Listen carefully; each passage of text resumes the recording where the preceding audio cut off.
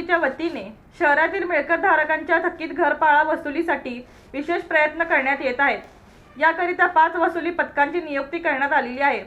सदर पथकाकडून वॉर्डनिहाय थकबाकीदारांच्या घरी जाऊन थकबाकी वसुलीसाठी प्रयत्न केले जात आहेत।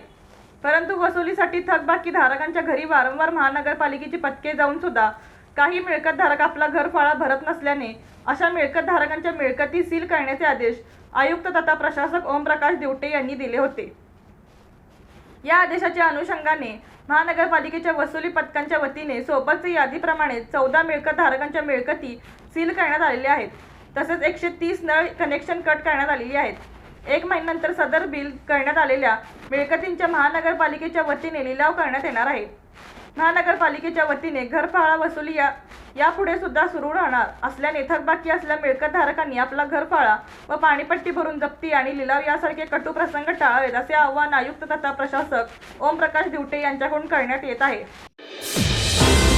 रणनीती न्यूज चॅनलला आजच सबस्क्राइब करा आणि रहा अपडेट।